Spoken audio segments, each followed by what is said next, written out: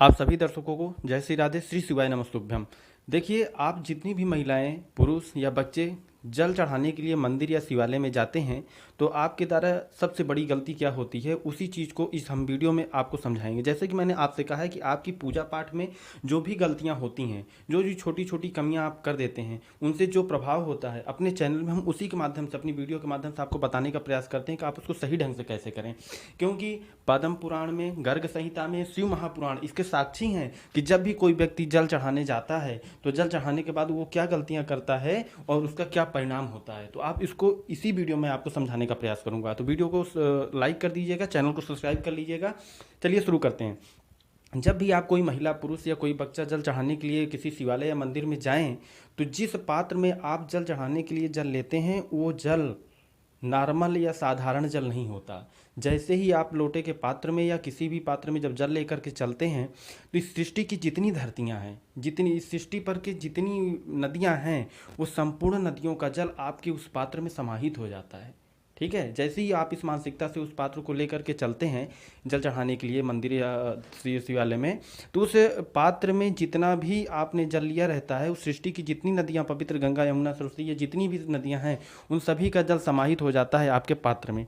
अब उस पात्र को जब आप लेकर किसी शिवालय में जाते हैं, तो वो आप जब किसी शिवलिंग पर या मंदिर पर अर्पित करते हैं, तो वो साधारण जल नहीं रहता, वो संपूर्ण सृष्टि पर प्रवाहित नदियों का एक पवित्र जल होता है। और जैसे ही आपने अर्पित किया, वो जल गंगा जल बन जाता है। वो जल गंगा जल बन जाता है। और इस तरीके से जब भी जल अर्पित करें आप, तो जल अर्पित करने के बाद चाहे 2 बूंद, 3 बूंद या कुछ भी जल शेष रहे, भगवान स्वयं कहते हैं कि आप हमारे यहाँ जल अर्पित करने के बाद या फिर जल चढ़ाने के बाद जो भी शेष बचता है, जो भी रज बचे, उस रज को ले जाकर के अगर आप अपने घर में छीड़ दें या उसको छिड़काव कर दें, तो उसमें उस जल के माध्यम से स्वयं लक्ष्मी का प्रवेश आपके यहाँ हो जाता है, सभी प्रकार की नकारात्मक शक्तियों का समन हो जाता है।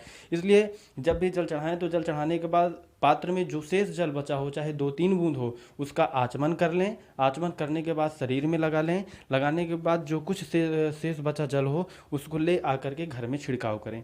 और इस तरीके से भगवान ने गर्ग संहिता के माध्यम से, वेदों उपनिषदों के माध्यम से, शिव महापुराण के माध्यम से ये बताने का प्रयास किया है। ये प्रमाणित उपाय है कि जल चढ़ाने के बाद कभी भी खाली पात्र को लेकर के घर में नहीं आना चाहिए। चाहे उसमें थोड़ा सा ही जल बचे, शेष बचे, 2 बूंद 4 बूंद जो भी जल बचे, उसको लेकर के घर आएँ, घर में छिड़काव करें। रोगी हों, जैसे भी हो, किसी प्रकार को अगर कुछ शारीरिक मानसिक समस्या हो, तो उसको वो जल पिलाएं। आप देखेंगे कि इस तरीके से जल चढ़ाने के बाद आपको 1 महीने में इसका फर्क अवश्य पता चलेगा।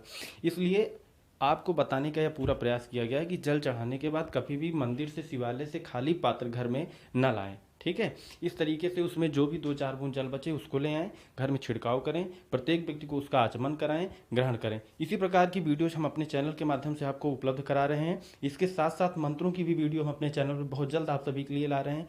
तो चैनल को सब्सक्राइब कर लीजिएगा, वीडियो को लाइक करिएगा, और एक नई वीडियो के साथ फिर हम आ रहे हैं आपके लिए ऐसे ही छोटे छोटे उपाय। तब तक के लिए जय श्री राधे, श्री शिवाय नमस्तुभ्यम।